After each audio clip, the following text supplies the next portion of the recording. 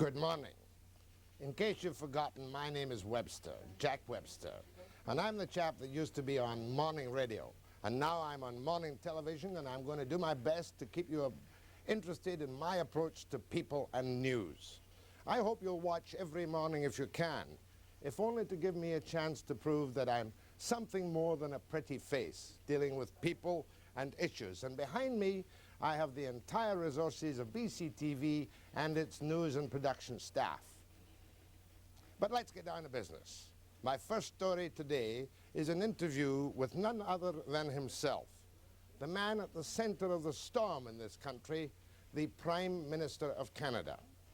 And I tackled him the other day in his office in Ottawa on almost every conceivable subject. Here's a sample to whet your appetite. People in the media have been calling an election every 2 months, I think, for the past year. You've been calling it, and then I haven't called it, so you say I've been wishy-washy. You've been the phony prophets. You've been calling it for, he's going to have it in April, he's going to have it in July, he's going to have it in September. So when I don't, I'm the guy who takes the blame. You're the guys who don't know how to call the shots. And we'll have a chance to call our own shots, too, as the program goes on. And you'll have a chance to take part, not today, but every other day, via the telephone. And I gotta remind you, you won't see yourself on television when you call me on the phone on the show. And I'll be dealing with more than politicians.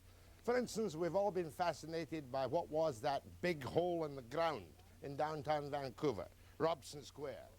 Will it really cost $200 million? It won't, but the original estimate of the WAC Bennett Tower was to be $55 million. But the final cost of the NDP Arthur Erickson creation, about $159 million. Then there was a change of design in the courthouse. That change cost $10 million and 1 year's delay. The park areas in all, about $40 million. The art gallery, still to be renovated, will cost, if it's done, between $11 and $15 million.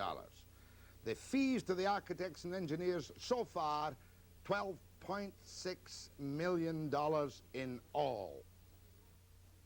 But first on this program this morning, the interview exclusively, the complete interview with Prime Minister Pierre Trudeau.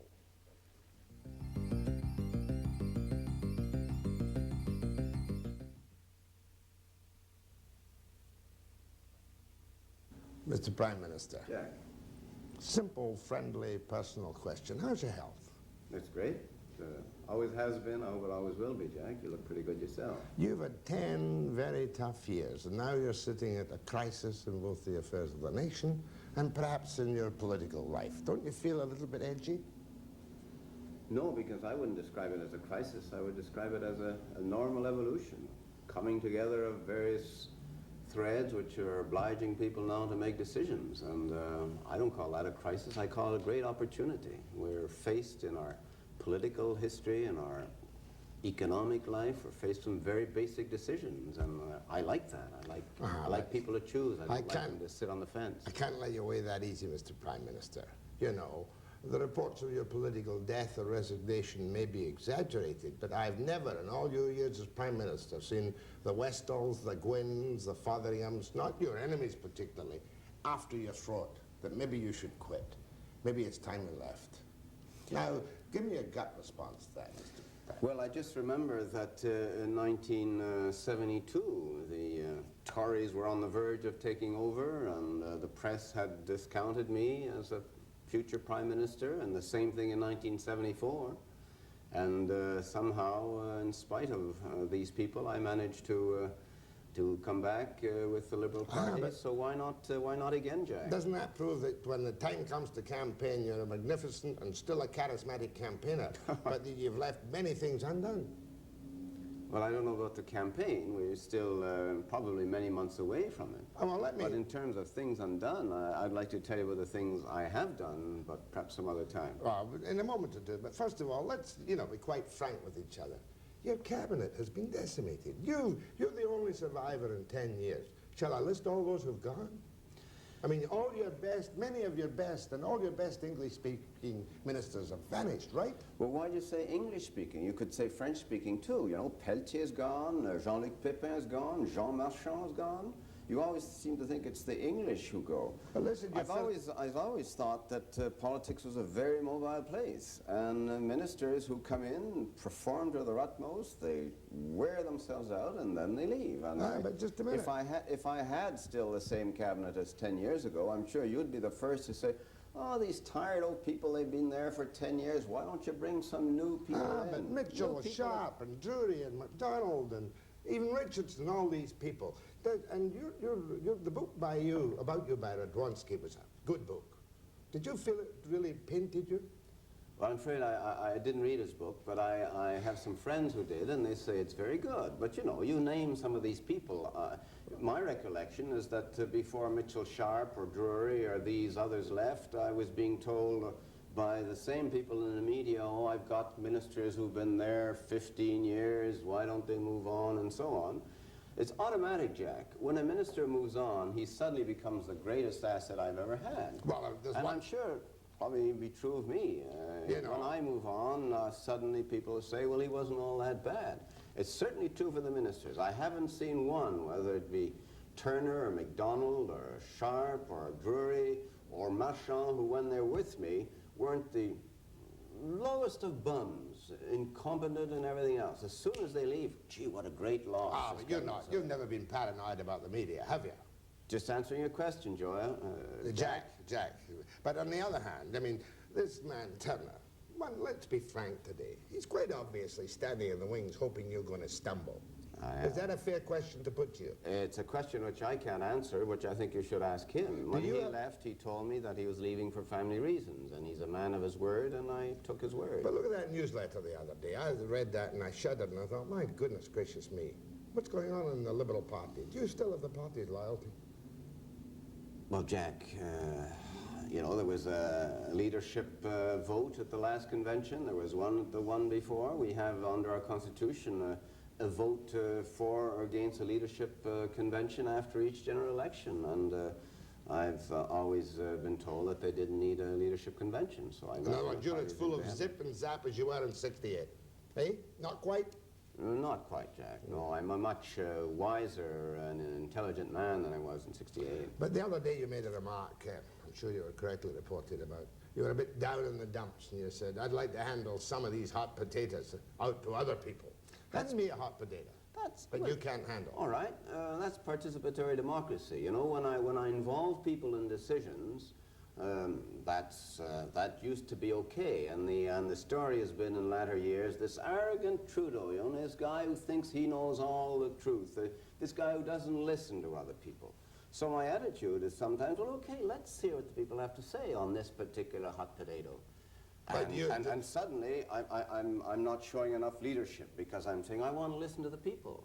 You see, that's so you know, you have to make up your mind. You want more leadership, and then you get the strength and what you call the arrogance, or do you want a little more cringing and followship, and then you say, my gosh, there's no leadership in this government. You have to make up your minds, and I believe I can show both. Well, now, as a reasonably intelligent reporter, I was totally mystified until I read the transcript of your press conference on September the 14th about the situation in capital punishment. Hate even to raise the subject, but it came out, if you'll forgive me, Mr. Prime Minister, like hypocrisy. Here you're saying we've dealt with it, we've finished it, we're done with it, but Lang has raised a good idea.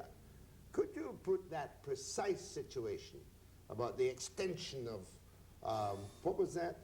Instrument of direct democracy. Yeah, so that people can understand where you stand on it, because you're not against capital punishment on moral or principle grounds. Very simply, Jack, I oppose capital punishment because I don't think it's an effective means of self-defense for society. You're not a nice Nelly about it. I don't oppose it on moral grounds. If it is necessary for society to hang people, this is in the category of society having a war. Sometimes you have to have a war where people are killed. Sometimes you have to hang people if this is the way for the society to defend itself. But what I say is that those who want to hang a man or have a war have the burden of the proof that their remedy, hanging or shooting, will be effective. In other words, that it will effectively protect society. That's clear. And, okay, that's clear. Now, this has been my position, it's the position of my cabinet, it's the position of my party, and it's the position of the leaders of the other parties too, Clark and Broadbent. We all voted for abolition. This being said, and it's not a change of my position, because I made it clear that I wouldn't have a referendum, that the government wouldn't have a referendum, but I'm saying that in many democracies, and you know, as a Westerner you should know this, and I believe you do, in the 20s and 30s, the Western provinces had these instruments of direct democracy, where you would have a right as people to have a referendum on something, to go against the government of the day. This is not a new idea. Are you saying that sometime in the future there might be a decision made by somebody to extend the instruments of direct democracy, include petitions, not just on capital punishment, but maybe on marijuana and abortion? What I'm saying is that on some issues, when you get enough signatures in the country, you know, it might be 500,000, might be 1 million. I believe in the case of the Western provinces, it was something like 10,000. That the people can say, well, look, the government has made such a decision, in this case, abolishing capital punishment. We think the government is wrong, and we don't want to wait till the next election to know, to change the government. And even if we do, we'll be electing another party whose leader also believes in abolishing capital punishment. So we want to choose ourselves, just as they've done in California with Proposition 13. But that's a way down the road, perhaps. It's something that, all I said at the press conference, it shouldn't shock you people out there who are supposed to inform the people, but somebody's thinking of it, in this case, Otto Lang. Not hypocrisy. Well, it looks like a cheap shot to get an election advantage. You know, the Liberals aren't that tough on it. Well, no, because the Liberals are not changing their mind. Okay, clear enough. If the people want to make a different decision, you know, what is wrong with at some point saying that people can decide? I hate even to think of it. That would mean a constitutional amendment for that kind of recall initiative and whatnot, wouldn't it? Yes, it probably would, Jack. Can we take the constitutional proposals very simply, sir? The Senate. Most of the ordinary people in the country, everybody except the senators want to wipe it out, right? Well, want to wipe it out or change it? Wipe it out, really, and change it into a House of Federation. Ah, well, change it into something else, right. That's right. So let's not argue about that. Somewhere in the midst of all this business, people have got the impression that your government, in some proposition, is trying to downgrade the Queen. Now, I know what your position is. Your position is that you have not changed anything, that you have merely put into practical effect, or will put into practical effect, what's happening now. Right. But tell those people who use this as ammunition against you if they are wrong. Well, I think this is a time to use the word hypocrisy. In terms of downgrading the monarchy, Her Majesty has come to Canada more often in the past 10 years when I've been Prime Minister than in any other previous time in our history. More than Mr. Pearson, more than Mr. Diefenbaker's time put together. I think out of 10 years, Her Majesty's been here, I think, 9 times. Now, that's not bad for somebody who wants to downgrade the monarchy. How come the impression got abroad? Well, how come the impression? It's because some people, as you use your words, are hypocrites. And when we try to write out in constitutional language what the practice is today, they take a political pretext to attack this. Funny issue. You know, that's what I call playing political football with the monarchy, and I think that is very dangerous. I mean, as far as the money is concerned, you told me before that as long as it's useful, you'll keep it. The country should keep it. That's what I've said, and I don't think it's worth starting a fight on the monarchy. And the last thing my government or myself would have wanted to do was to try and rewrite provisions on the monarchy. What we're trying to do is write them, Jack. You know, under our present constitution, which goes back to 1867, no provision is made for the evolution of the monarchy in the past 100 years. Back in 1947, under Mr. Mackenzie King, letters patent were issued to permit the Governor-General to exercise certain prerogatives which belong to Her Majesty. Fair enough. Now, this so all we're doing is saying, let's put that right in the Constitution.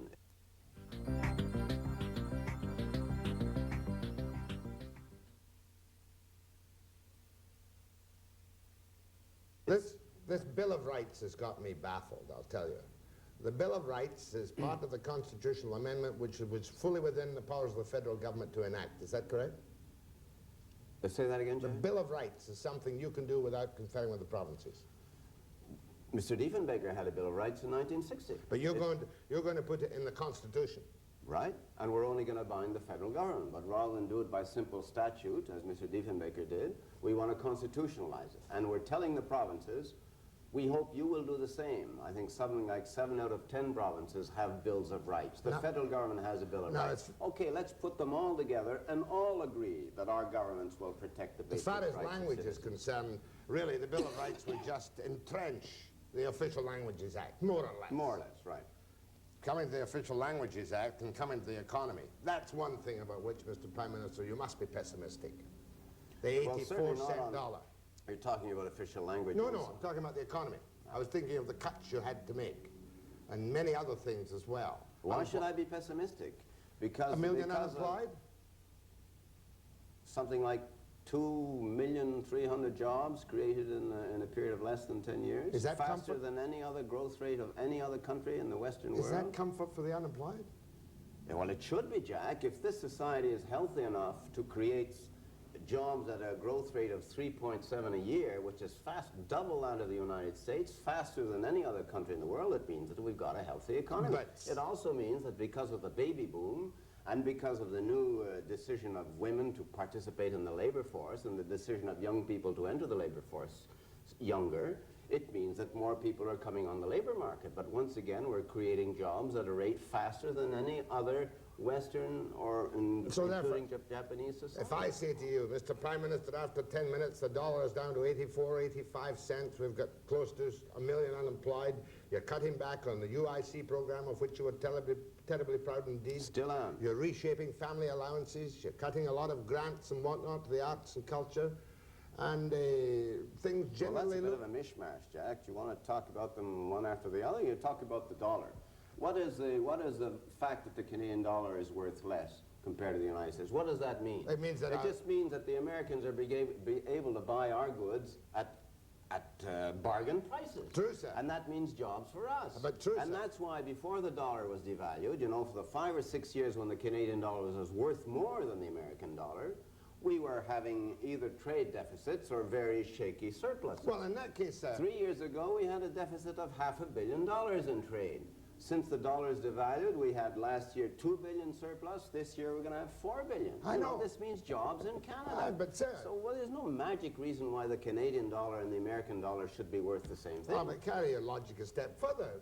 Things would be better for us if the dollar were down to 75 cents. But what about the cost of imports? The whole point of a lower Canadian dollar, Jack, is that cost of imports is higher. And that's why I say it's good for jobs. Our people will buy less in the United States, they'll produce more in Canada, which means jobs in Canada rather than jobs in the United States. Mm-hmm. It's very simple. One of the reasons why the dollar is lower is because too many Canadians in those lovely years past were buying everything in the States, buying imported goods, they were spending their vacations abroad, they were enjoying all foreign goods, and the Canadian dollar became, you know, too abundant on the markets of the world, and that's why its value fell. Now the consequence will be that the foreigners will be buying in Canada and Canadians will be buying in Canada, and that's good for the economy. Well, there's another point. I hate to raise it when you're going in high gear. But if I were a foreign investor and I looked at Canada today and I think, we've still got that Quebec problem, we've still got that indecision in that nation, I think I'll hang away from investing in the country. You sort of made a couple of major speeches. Do you really think that if you were a multimillionaire outside that you'd put your money into Canada right now with your election not till next spring, with the problems in Quebec? I certainly would put it in right now precisely because the Canadian dollar is low. And I think this is a good time for foreigners to invest in Canada. Of course, an investor is a very cautious person, and some of them may not have my optimism, and I hope yours, in terms of the strength and the future of this country. But it should be quite obvious to anyone who looks at history, to anyone who knows Quebec, to anyone who sees the way they are reacting, to anyone who sees the Quebec government itself, which is procrastinating and not daring to put the referendum question because it knows it's going to lose it. It seems to me that any speculator worth his salt would say things look pretty good there, and obviously separatism is going to be beaten, and obviously Trudeau's going to win, and obviously this is going to be a great country, so let's invest. You're that confident? Well, you're asking me if I were a multi-millionaire American. I'm just telling you. I'm now asking you, you're that confident that Levesque really is not on his last gasp but can't win? He could win if we made enough mistakes. And I think our moves on the Constitution, our moves on languages are meant to make sure that we don't make mistakes. If Quebecers are made to feel that they're not welcome in this country, they will get out. And that's why I think it's so important to take certain steps to make them feel welcome in this country. And this just means telling Quebecers that they can speak in French to their government. It doesn't mean your brothers in British Columbia have to speak French or learn French. It just means that Quebecers can speak French. That's what our official language is. We've gone through this before, and of course... But you never seem to remember. Oh, I do, sir, but I always come back and say that if the policy wasn't understood across the country, only you and your government were to blame.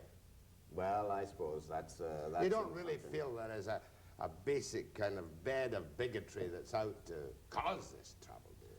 Not in the media, I don't think. I don't think. I just think that sometimes they don't understand and they don't explain properly. But I do accept my share of the blame of not having explained it more day in and day out. I do know that in the '72 election I didn't even raise the question of the official languages. Because I thought people understood it. Now, you know, 6 years later, I realize they haven't. Matter of fact, you're a bit off. That's why I'm putting it on the air right now, to tell them once again what it means. It doesn't mean making the country French. It just means letting Quebecers be French. And, you know, there's this book which seems to be selling out in British Columbia. Don't mention it. Don't give it a plug.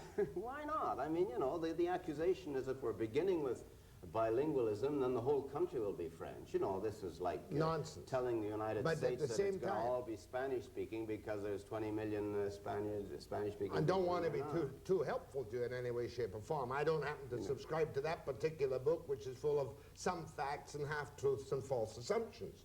But you have good friends in this country who say, that Trudeau is a terrific guy. But somewhere over the 10 years, he did not use his undoubted wizardry with words and leadership qualities to give this nation a direction. Now, don't you feel a little guilty on that count? No, I don't. In the years when I'd be taking the most leadership, people would say, look at this guy. You know, he thinks he's the only one who knows where the country should go. He's trying to lead us down some path we don't want to follow. And when I take leadership just in the month of August to announce almost out of a blue sky when I'm back from Bonn, the new economic measures, people say, oh yeah, he's showing too much leadership. He's doing it without having consulted all his cabinet colleagues. That's right. You know, make up your mind. Yeah. What do you want? No, but at the same time he said he finally showed leadership in the economy with your 3.7 billion instant cuts, wasn't it? That's right. And then you wishy-washed on the editorial, on the election for so long. What's wishy-washy about using the constitutional mandate to have an election when I want? You know, you people in the media have been calling an election every 2 months, I think, for the past year. But you've been calling it, and then I haven't called it, so you say I've been wishy-washy. You've been the phony prophets. You've been calling it for, he's going to have it in April, he's going to have it in July, he's going to have it in September. So when I don't, I'm the guy who takes the blame. You're the guys who don't know how to call the shots. Well, you're speaking to the other members of the media, because I'm not in the business of predicting elections. Well, exactly, nor should you, Jack. But you know that we have 5 years to go, and we can take 5 years. Oh, you can't go beyond... Jim Callahan is doing. You can't go beyond the very latest July next year. Are you making a prediction? I'm asking you, sir. I mean, you can't, can you? Well, more or less. I mean, McKing did it once. R.B. Bennett did it once, I believe. Yeah. I think the return of the writs was something like the end of July 74, so that would bring us to the end of July 79.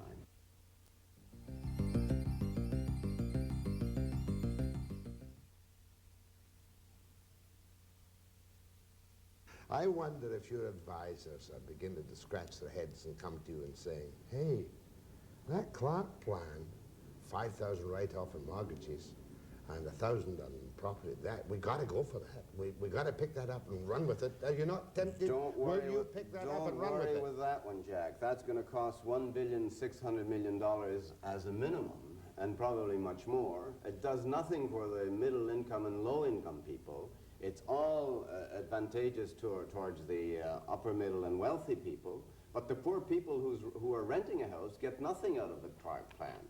The poor people who can't afford to buy a house get nothing out of the Clark plan. He's helping the people with houses and the people maybe who don't even have mortgages. You mean to say that under the...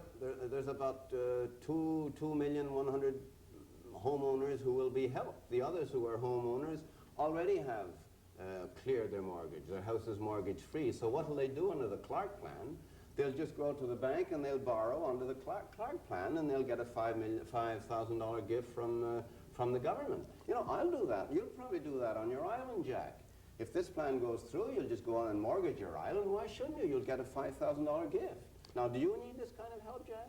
From Mr. Clark? I'm not here to answer questions, Mr. No, Trudeau. I'm just illustrating the meaning Oh, I of get the it, point. you know. But on the other hand, if I did go out and borrow something on my little shack in Salt Spring, I might be putting people to work by spending it somewhere else. Well, I would hope that if you have, look, if you're borrowing it, it's indeed because you want to put people to work somewhere else. Why don't you do it now? I'm sure you can do it without getting a gift from the government. That's the whole point. Why does the government have to give you a gift of $5,000 so that you spend your money? Mr. Trudeau, we must bring this delightful interview to an end, but before I do that, I want you to, a serious question.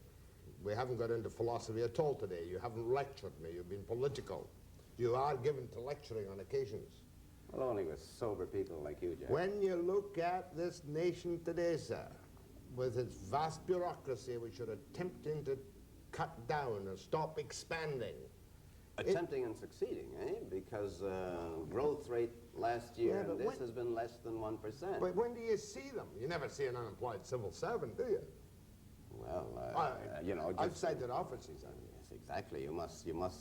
They're part of the statistics you were quoting earlier. Question.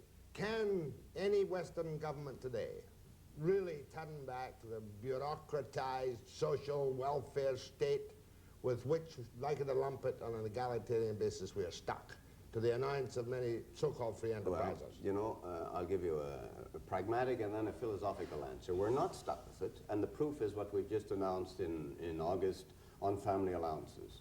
We say we're going to take $5 from everyone who has family allowances, but we're going to give $200 a year to those who have $18,000 less.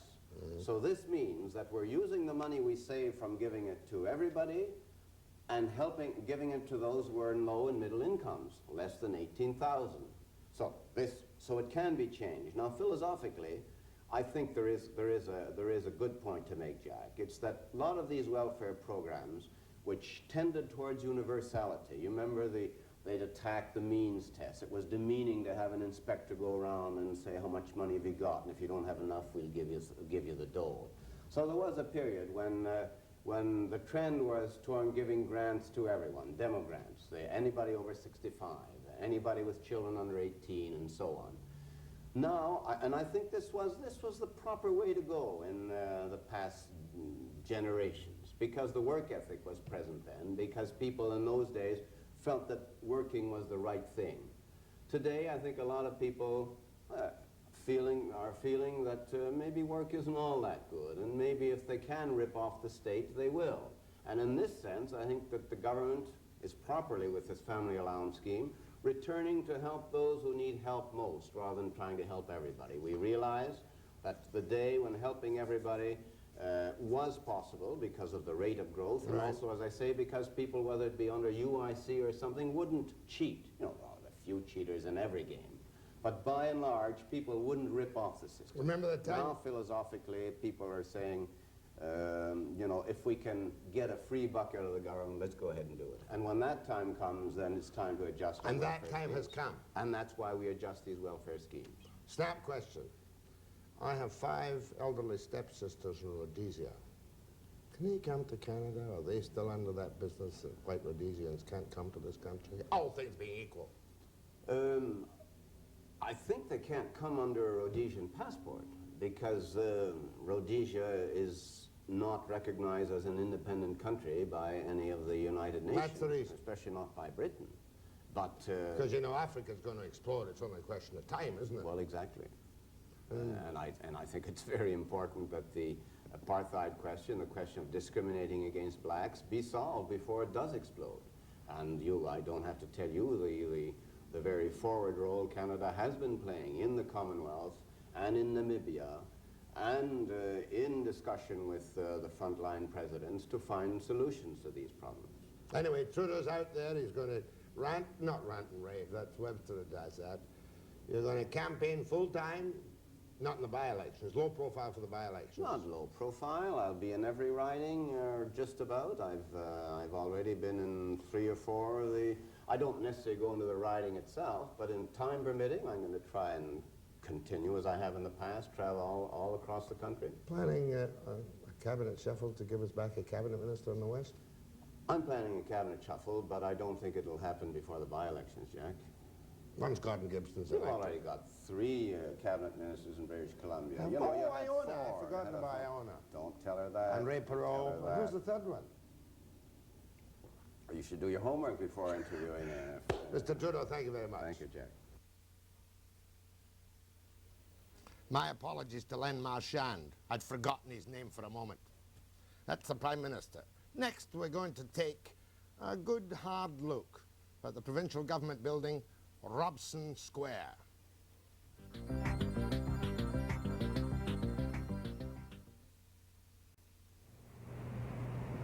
The good news, total cost less than $160 million. The park areas, $40 million of that. The law courts, about $100 million, including a $10 million mistake. And a lounge for 600 or 700 civil servants, who knows the cost. But now is not the time to nag and carp and criticize about this people place, this Robson Square. It is absolutely gorgeous. It is beautiful to look upon. It has everything. Vast open spaces, beautifully terraced. I'm walking on a stramp. Great thing. It's a cross between a step and a ramp. And I'm coming into this gorgeous park. It really is a park, even although the park bit costs something like, covering all costs, $40 million. And as you know, Robson Square, the law court's next to it, Robson Square has been a political nightmare in British Columbia for the Lord knows how long. It hasn't been a smooth road for Robson Square, I'll tell you that. You got to go back into the mid-60s when the city was going to have a park here. Referendum, bought the place, sold it to the government. And WAC was a guy with a gleam in his eye about the tallest building in British Columbia. 55 stories, 55 million. That was to be it. And then, of course, it would have been an economic proposition. You can't say about that about this gorgeous place. It can't be an economic proposition. It's got to be just a jewel. No, not to be corny, but this has got to be the jewel. It's the only way you can justify the expenditure. But anyway, after WAC Bennett was defeated, Davy Barrett went the open check put business on this. Go ahead. The new law courts, the new Robson Square. Escalation, inflation caught the lot of them. And of course, panic set in. And it was about that time, it'll be 70, with the new government, when Social Credit came in 76. They were very close, I suspect, to shutting the whole operation down because of the fear of the costs. But instead they called in the inestimable Dr. Gordon Shrum. And Dr. Shrum, he's always been lucky in these kind of things, you know. He got some labor peace, he pushed ahead. And when the boys in Victoria wanted to cut out, for instance, a skating rink, and I suspect much of the park, Gordon probably said, look, we've been through this whole thing. We're almost there, let's go. And so it's finished, more or less as planned. And behind us, see the art gallery? That's something that's still got to be straightened out. Provincial government gave it to the city for $1. And now it's going to cost $11 million to redo it. But who knows? Far be it from me to say the money isn't there.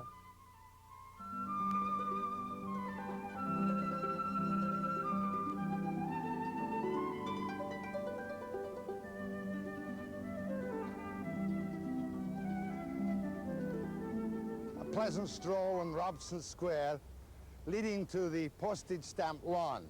Beautiful though it is, and it is beautiful. And this mound of earth. The bureaucrats are a little bit hesitant about giving specific breakdowns. There's been so much kerfuffle over costs of this particular project. But I can tell you something about the earth here. It was too heavy. Great structural problems, stress problems. So underneath this, we've got vast, big, I suppose, blocks of styrofoam, which is much lighter than earth, to help fill up the space and make it work. And here, ladies and gentlemen, we've got the first wino bottle in Robson Square. Kelowna Royal Red, or medium dry. I hope it's the last one. But I suspect security and the very atmosphere of this place will keep it really a desirable people's place. The plants, obviously, were carefully thought about, cost a lot of money.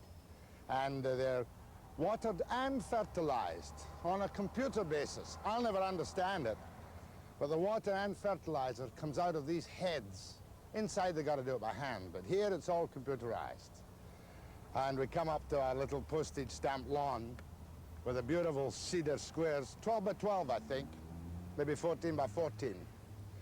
And let's trust that, as well as no wine bottles, we don't see any dogs on our little postage stamp lawn. Heading towards, just for a look at it, the law courts. Magnificent glass-ceilinged structure at the far end.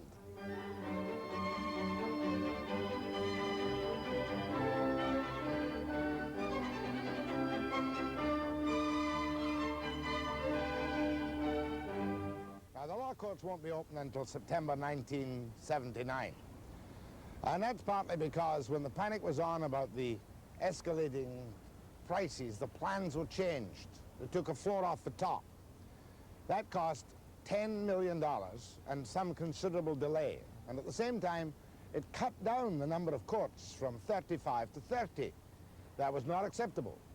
However, the 5 missing courts have been replaced on a lower level. So the 35 courts will still be here. That roof behind you, be all glass. It's a solar roof which will store heat for use, you know, during the night times, I suppose, or the daytimes as required. And underneath the glass roof, I am assured, will be a veritable hanging garden of Babylon. They tell me it's going to be one of the most beautiful hanging gardens anywhere at all. So the Premier, by the way, has a suite up there, but typically Bill Bennett, he didn't choose the place right above the waterfalls. He's a wee bit to the back, kind of shy man, Bill Bennett, I suspect, although that'll be a suite up there for use by cabinet ministers when they're in town. But September 19, 1979 will be a big day for the legal profession here, I'll tell you that. There won't be a court running in British Columbia, and dignitaries and chief justices from all over the Western world will be here for the opening of 990 Hornby. That's going to be the number, 990, and the title is going to be The Law Courts.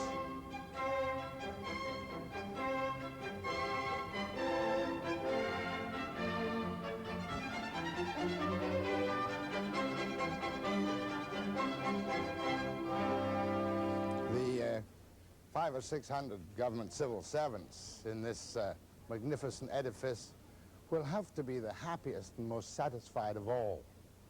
This is their coffee break lounge. These trees still have to go into the big pots, and the lights to illuminate the trees still have to be added. This area is not open to the public as such. This is the civil servants' coffee break and rest period area. Over here it's rather nice. The original plan was that the public coming through could see the civil servants, quote, at work. You know, rather nice. But something went wrong somewhere, because in many of the areas, as I'll show you here, we've got these dull, unsightly screens, which make the whole thing totally different, private. Even the plants are hidden from the public by these screens. Oh, we know they've got a privacy, but you know, shouldn't be any higher than there. You know, and that was the original plan. Somebody added 18 inches. Pity, because it's a people's place, and the people's government, and the people's civil servants. Morning, morning.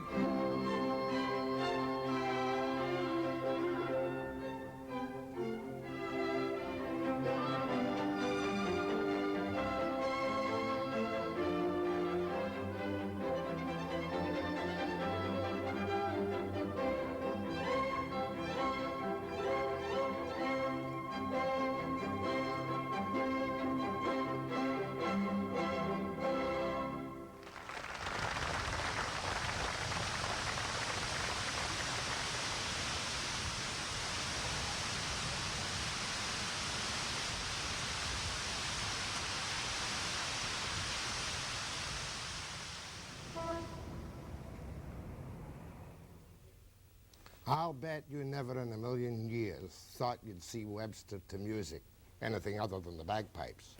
We're going to take another look, though, at some particular aspects of Robson Square, you know, without the music, just so you'll be able to appreciate all the nuances. And here's what I want to tell you about it. That's the overall view of it, and that, of course, is the 10 million mistake at the far end. That was where, in the panic over costs, they said, knock off a building, knock off a floor. And they had trouble with the courts, as you know. I said 35 courts earlier. In fact, there's going to be 39. There's the art gallery. Now, I've got things to say about that. $1 belongs to the city. 11 million at least to fix it up, and probably 20 million. You know what that should be used for? I'll tell you. It should be used for the Unified Family Court. It should be used for the Court of Appeal. It should be a public cafeteria. Now we come to the lawns, the park areas. $40 million. Now, it's unfair of me to use that $40 million figure, because that includes not only the plants and the substructure and all the rest of it, but that's what would have been available for parks in the other part of the city, that amount of money. This, of course, cost a fortune, and good old Dr. Shrum, in fact, of course, he didn't kill any of the elaborate plans, and it would have been a shame had he done so. $250,000 of water circulating around. A civil servant going around picking out the debris. You must keep the system clean. The beautiful little wedding chapel behind the waterfall. And that is already doing 30 or 40 marriages a day. It is the place to get hitched in Vancouver. And skating, of course. It's really very nice. As I say, I'm in two minds about it. I think the whole thing was perhaps rushed and overdone in some ways, but it's beautiful. That's when you can see the civil servants. I think that Bennett should just get right down there and say, remove these high partitions. Get the civil servants' heads in sight, at least. I'm sure they don't want to be stuck behind these particular barriers. I really don't think they want that at all. And it spoils the whole beauty of this. You ever seen me so enthusiastic about a place? Especially this place. Love that skylight. This is where I was wandering around a few minutes ago on the film. This is ludicrous. Civil Servants Lounge, and I love civil servants, but they've got to make that open to the public, that place, and the civil servants if they must. This is just a general view of the very spacious areas, and very nice it is too, I'm sure. When Grace McCarthy came in, though, she got a different architect and put colours in. Arthur Erickson, the principal architect, isn't very keen on colours, but Grace likes colours. And I'll tell you, no bargain basement furniture in this place whatsoever. Nothing in the way of bargain basements, I'll tell you that. Now, that's just the overall view again, and it does look rather good, I must say. Now, I think I've got to VTR voiceover, engineering, backup, jacket, desk, introduce Konditorei. And now I'm going to give you a little introduction to one of my favorite pieces. You're going to have a little alcoholic refreshment with me in the charming delights, the Konditorei in Robson Square. How's business in Robson Square? And that's why I'm sitting here casually relaxed at the Conditorei. Is that right, Heinz Abel? That's correct. Konditorei. Konditorei really means fancy European-style tea room. We're correct on fancy baking, the best in style what you can put off on baking. What have you ordered for me? Well, this is a Mozart coffee. That's our own creation. This is a special blend of coffee with Schwarzwälder Kirschwasser. It's ein special blend of coffee mit... Schwarzwälder Kirschwasser. You mean alcohol? You said it, Jack. Heinz lips that touch liquor ne'er have touched mine. What does that cost me? $2.95 is a bargain. A bargain at $2.95, That's eh? correct. Now, seriously, what about some cakes? You asked for it, we got it. Back goes my 16 pounds down the window. I will not touch them. Take them away. Take them away, but they're beautiful anyway. You have to try. We have some low-calorie stuff. For No. you, special for diet people. No, it says verboten. It's verboten. Heinz, you've been here almost as long as I've been here. That's correct. And I want you one of the pioneers of Robson Square. How's business? Well, it comes along very nicely. And we're a little bit tough in the beginning, but I have a great confidence in this complex. I think it's unique in the world. It's a real people's place. We meet here people from all walks of life. You see Supreme Court judges, the little office filing clerks, business people, lawyers, and people like you, of course. Big noises and little noises. You said it. But can you make $1 here, really? Absolutely. But it's going to take time because, I mean, when I look at the overall cost of this place, we'll say, roughly speaking, give or take $160 million. They can't charge you, successful though you may be, an economic rent based on the building cost. No, that's true. You see, this is not a shopping center. In a shopping center, we have 60 or 70 stores, 2 mega apartment stores. You go through there, 200, 300 people. No, this is a people's place. You got a skating ring, got a wonderful surrounding. Are there bands here every night yet? There's dancing. There's Not big every band. night. Not every night. The opening is not there yet. That is just the beginning. That's just a start from something I think is great. And how about administratively? Are you getting good service from them? Yes, there's a very good cooperation because you don't forget, this is 4 city blocks. You don't put that together in 3 months and say, here, let's Heinz, you and all the other guys down here, cheers. Best of luck. go. Thank you so much.